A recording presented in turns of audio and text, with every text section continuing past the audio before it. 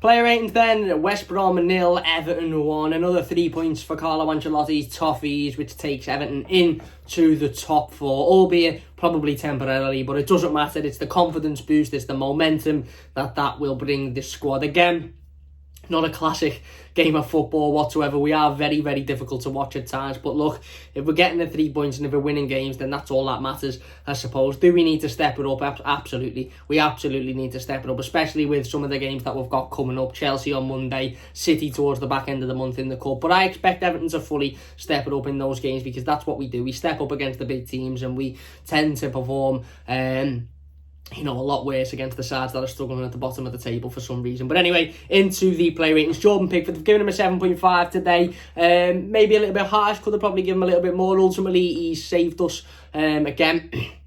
Him and Richarlison were the saviours against Southampton, on Monday night, and the pair of them are the saviours again today. Jordan Pickford, within the opening 5 minutes, is called upon after, again, poor playing the midfield, gifting the ball to West Brom. Ball comes in, awful defending, and Jordan's forced to make an absolutely excellent save from a header. Like I said, he goes with, I think, his left arm, and then he has to change and goes with his right hand. It's an exceptional save, and he ultimately kept it at 0-0 at a time when, if we'd have gone 1-0 down, it'd have been very, very difficult, because it was right at the start of the game. Maybe we'd have performed better, because it'd give us a little bit of a kick up the bum, but ultimately you never want to be going 1-0 down, especially against sides like West Brom and Sam Allardyce's West Brom, who were a decent unit defensively overall. But it's an unbelievable save, and I think Jordan deserves an awful lot of credit for that today. He did sort of flap at the ball that come in towards the end of the game for the goal that was disallowed, but again,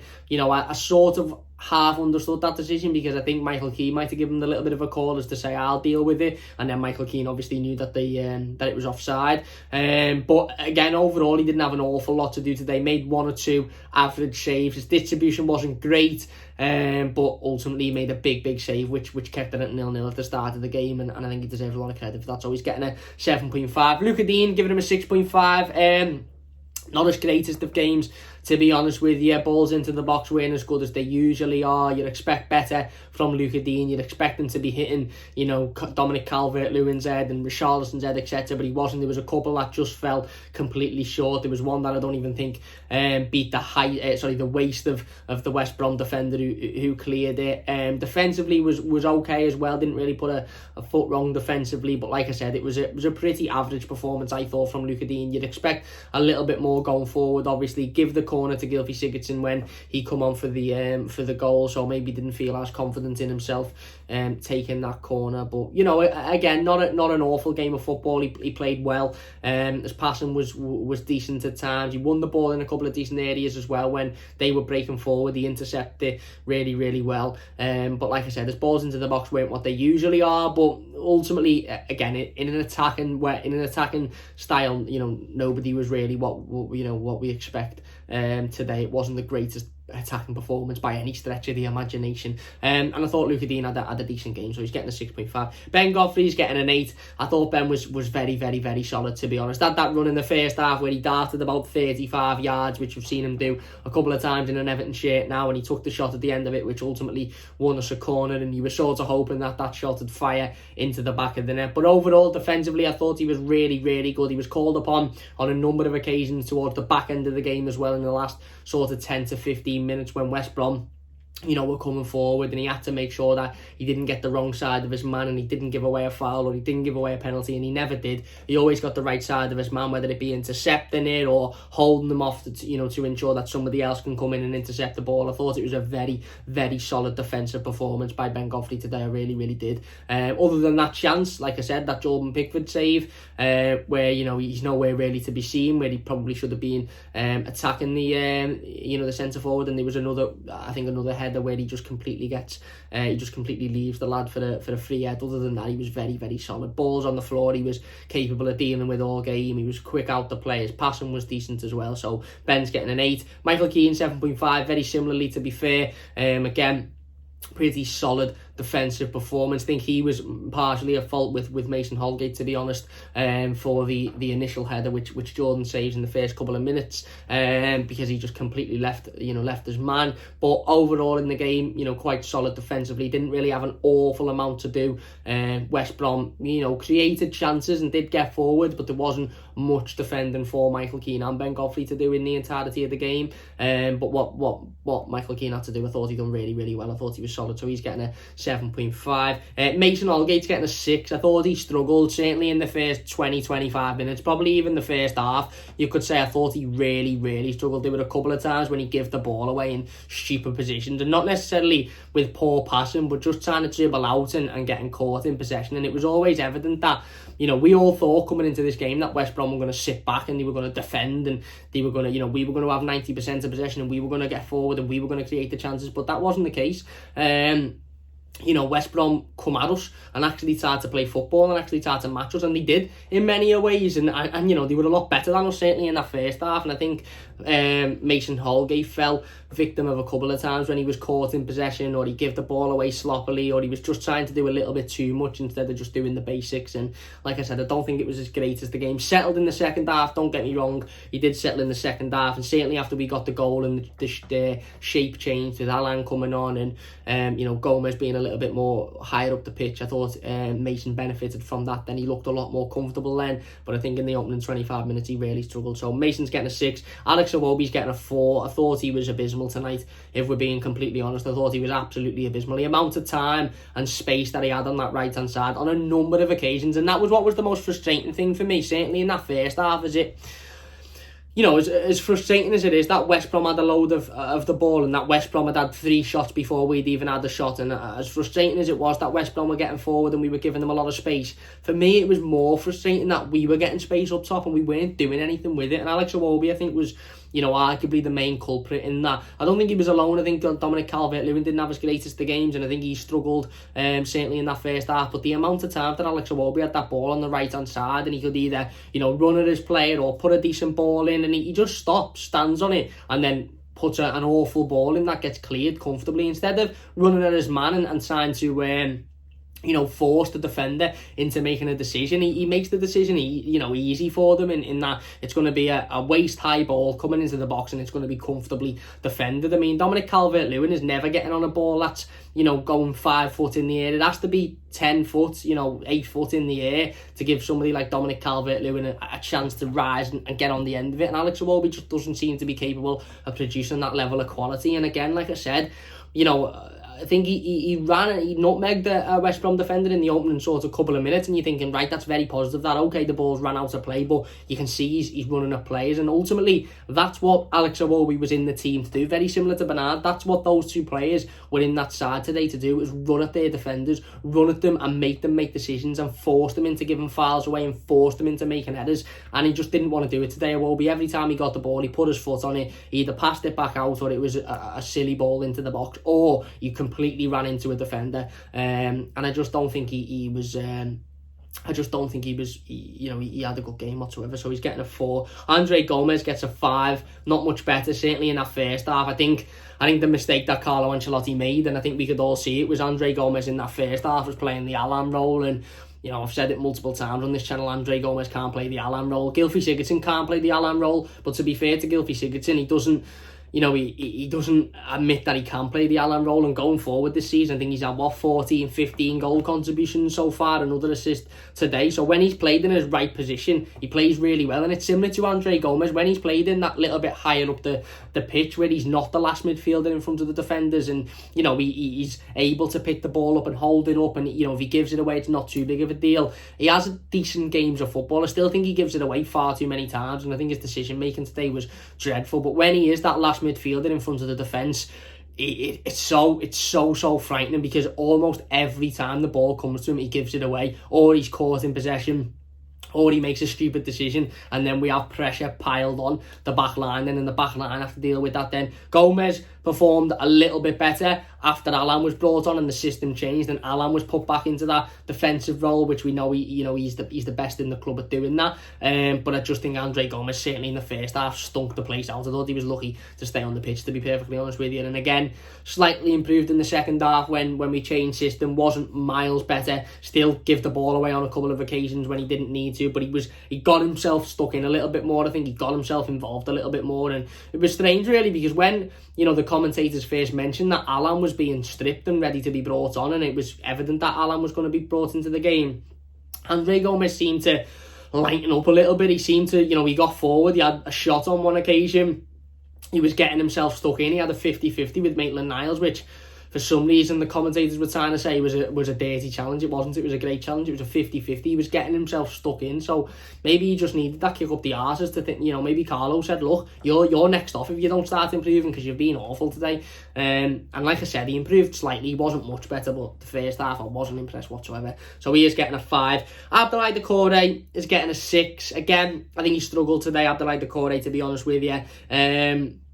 Yeah, again, his passing wasn't great whatsoever. That's been the case now for the last couple of games, which I'd say is a worry, but I think it's a case of the fact that he's played every game bar one in the Premier League this season, and the lad definitely needs a break. It's light as day that he needs a break. It's clear as day, sorry, is the saying that he needs a break. And like I said, he was a little bit wasteful today. There were a couple of times, certainly going forward, when he had the ball in decent areas and he gifted it away too easily, or when we had the ball and we were comfortable in possession and he gifted it away too easily. He's still done a lot of work, he still run round, he still won the ball back in dangerous areas, he still brought us forward. He is that, even when his passing isn't quite, what we expect it to be, his engine is unmatched. He's still constantly running around and getting involved for the entirety of his time on the pitch, and you have to respect him for that. So he's getting a 6. Bernard, I've given him a 6.5. I think he was trying a lot of things today. Obviously played a lot of his football in the centre of the park. I thought going into the game we'd have Bernard on one wing, Iwobi on the other, and Calvert-Lewin and Richarlison as a centre-forward partnership. It wasn't the case whatsoever. I don't know where Iwobi was playing, but Bernard was certainly playing in the centre of the park as like a number 10 really. And it's a position that I'm not against Bernard playing, because I think at times he's in an Everton shirt, he's shown he can play that, but today he was just quite hit and miss. Wasn't involved in the game an awful lot. At times he got the ball and he moved us forward, and there were a couple of nice bits of play where he took command of the ball and he took a couple of players on and he moved forward with pace, but overall he wasn't impactful whatsoever. He didn't change the game. He didn't bring anything that we never had beforehand. And again, it was a pretty sort of average performance. So he's getting a 6.5. Dominic Calvert-Lewin also gets a 6.5 today. Not as great as the games whatsoever. Not as greatest of games. I think he struggled massively. Obviously, that chance in the first half is massive. Absolutely massive. And for me, Dom has to be doing better in that situation. He absolutely has to be doing better in that situation. He doesn't. He hits it straight at Sam Johnston, and I think that from that moment his confidence sort of drained a little bit. I think you're sort of seeing Dominic Calvert-Lewin sort of drop his head a little bit then. He didn't look himself whatsoever. He didn't look like he wanted to get involved. I don't think he had the better of the centre-backs as well in terms of the aerial battle. I think he come up against two very big, very strong physical centre-halves, and I think they were a match for him today. And when usually Dominic Calvert-Lewin is a mismatch for any centre-half in the Premier League, whereas today I think he was matched. And I just don't think he had a great game. I think he struggled, to be honest. And look, it'll probably be the talk of the town. It'll probably be the talk of this video. He needs to improve his shots in that area. I think there was a stat on Sky at half time that if he'd have scored that goal, it would have been the furthest goal he scored this season, and it was 12 yards out. I think the furthest he scored so far is 9.5 or something like that. And don't get me wrong, that doesn't matter. If a player scores 30 goals a season and they're all from 5 yards out, you take it. Of course, it doesn't matter. But what matters is there has been a couple of times this season where he's had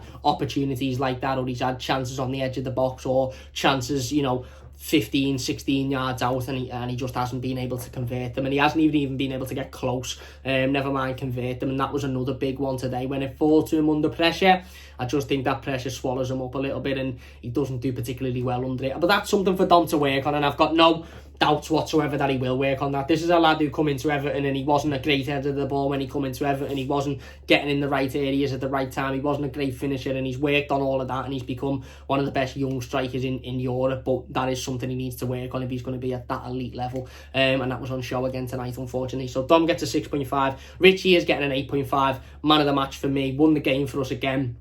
Not just the goal, which is exquisite, by the way. Brilliant ball in by Sigurdsson, and Richarlison jumps, gets the connection with the header. It's a fantastic header. But not only that, again, his overall play, his work rate. He battled, he won the ball back, he was trying things as well. He was trying to feed Dominic Calvert-Lewin into areas, but Dom unfortunately just didn't read it as quickly as he maybe should have. And he done nothing but run around all day, Richie, and got himself stuck involved, won the ball back, won a couple of fouls. He was absent at times in the game, but they were times where Everton were awful. Certainly in that first half, he wasn't massively involved, but let's be perfectly honest, we were absolutely atrocious in that first half, so I don't put that down to Richarlison. But ultimately, look, he's the match winner again today, as he was on Monday, as he was arguably in the derby. I know we had the penalty, but again, he still scored the opening goal. He got the goal against City as well, 2 against Tottenham in the game before that. So he's the match winner twice this week, and he's man of the match for that reason, as well as the work rate and the battling that he puts in. So Richie is getting an 8.5. Gylfi Sigurdsson gets an 8. Again, come on. And we were screaming for Gylfi Sigurdsson for me today. This game was screaming for somebody with the quality of a James or a Gylfi. And that was my big issue with Gomez in the first half. As I thought, why have we got Gomez playing in the Alan role when we've got Alan on the bench? And then if you're going to bring on Alan, you're going to push Sigurdsson, you're going to push Gomez forward. And realistically, Gomez's quality on the ball, his distribution, his creativity isn't anywhere near what Gylfi Sigurdsson's is. It can't be matched. Gylfi Sigurdsson's creativity is only bettered by James Rodriguez. You've got James there, Gylfi, and I'm not talking about Dean or anything, by the way, I'm talking about midfield players. You've got James there, Gylfi there, and then everybody else is a level below. And it was screaming for Gylfi Sigurdsson today, especially in that first half when we had all of that space going forward, and it was falling to the likes of Iwobi, and we were just wasting it constantly. And lo and behold, Sigurdsson comes on 45 seconds in, gets the corner. It's not a great corner, but it comes back out to him, and it's an excellent ball in, and Richie finishes it. And Sigurdsson gets an 8 for me for that today. Come on, his job was to change the game. His job was to impact the game and go and give us that bit of magic that we needed, and he done that today. And again, he deserves a lot of credit for that.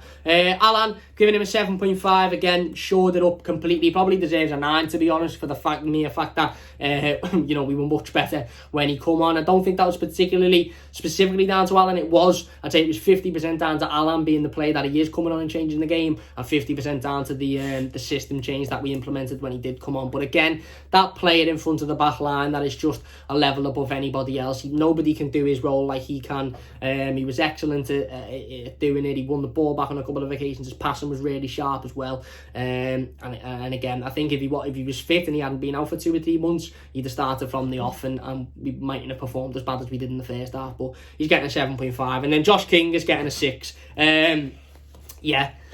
Frustrating for me. Look, I would have preferred Josh King to have started today ahead of Iwobi or Bernard, to be honest with you, because I want to see Josh King from the start. Again, I'm not really into this putting him on with 9 or 10 minutes to go and expecting him to come on and change the world. I think he touched the ball 3 or 4 times. He had one run at West Brom where he tried to play it into Dom, and he wasted it. But I'm just not a fan of bringing him on in with 5 minutes to go and expecting him to, pull up trees, because it's never going to happen. And if you're going to make changes, and if you're going to play the likes of Bernard and Iwobi, then why not give Josh King a go? Why not give him a start and see what he can do from the off? Again, he wasn't impactful when he come off the bench, didn't do much, so he's getting a 6.